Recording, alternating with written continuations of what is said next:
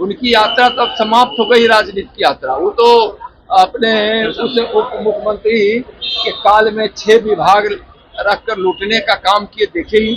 नमस्कार, फर्स्ट बिहार झारखंड देख रहे हैं आप। मैं हूं आपके साथ सदन सिंह। केंद्रीय गृह राज्य मंत्री नित्यानंद राय आरक्षण के मसले को लेकर और वक्फ बोर्ड को लेकर और तेजस्वी प्रसाद यादव नेता प्रतिपक्ष उनको लेकर जोरदार प्रहार किया। उन्होंने कहा कि जब उनसे सवाल पूछा गया, तेजस्वी प्रसाद यादव आभार यात्रा पर निकल रहे हैं, तो उन्होंने कहा कि तेजस्वी प्रसाद यादव की राजनीति यात्रा समाप्त हो गई है। जब वो सरकार में थे उन्होंने अपने पास 5 मंत्रालय रखा था और सिर्फ लूटने का काम किया है। पहले आइए केंद्रीय गृह राज्य मंत्री नित्यानंद राय की बयानों को सुनते हैं, क्या कुछ कह रहे हैं। और कुछ कदम भी उठा रही है और लगातार बांग्लादेश से संपर्क में भी है। माननीय प्रधानमंत्री जी बड़ी संवेदनशीलता के साथ और अति महत्वपूर्ण विषय है इस सोच के साथ वह इसको देख रहे हैं। यात्रा पर तेजस्वी यादव निकल रहे हैं, 4 जगहों पे उपचुनाव होना है बिहार में। हाँ। क्या कहेंगे? चारों सीट एनडीए जीतेगी। उनकी यात्रा तब समाप्त हो गई, राजनीति की यात्रा। वो तो अपने उस उप मुख्यमंत्री के काल में 6 विभाग रखकर लूटने का काम किए, देखे ही। इसलिए वह नहीं है आप, इसलिए उनकी यात्रा करने से कोई फर्क नहीं है। एनडीए में विश्वास है। माननीय नरेंद्र मोदी जी विकास की गंगा देश के साथ साथ जो बिहार में बह रही है और एनडीए का नेतृत्व जो हमारे मुख्यमंत्री जी कर रहे हैं, माननीय नीतीश कुमार जी, सब नीतीश कुमार जी की विकास योजना से और माननीय प्रधानमंत्री की विकास योजनाओं से लाभान्वित हो रहे हैं। लोगों को विकास चाहिए, लोगों को अपने बच्चों का भविष्य सुरक्षित चाहिए। बिहार के लोग अब यह सोच रहे हैं बिहार में जात पात की राजनीति नहीं, विकास की राजनीति। प्रधानमंत्री वायनाड के दौरे भी करेंगे सर। जब मंदिर और मठ का जमीन का भी पंजीकरण अनिवार्य कर दिया गया है।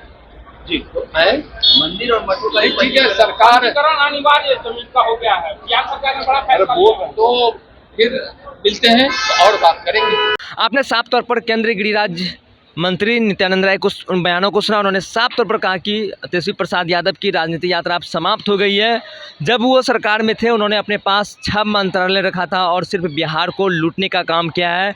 और उन्होंने ये भी कहा कि हम लोगों की आगे सरकार बनेगी और मुख्यमंत्री के नेतृत्व में, एनडीए के नेतृत्व में बिहार विकास हो रहा है और अच्छे तरीके से सरकार चल रही है।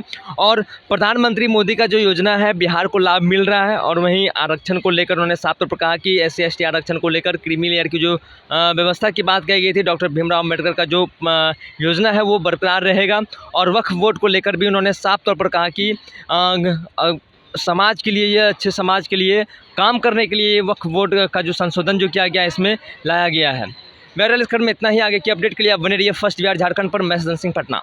पनोरमा ग्रुप, जो सोचता है वो करता है। आपके अपने सपनों का आशियाना। ये लो, मुंह मीठा करो। आज मैंने अपना जॉब छोड़ दिया। अब हम पूर्णिया वापस जाएंगे। जॉब छोड़ दिया है?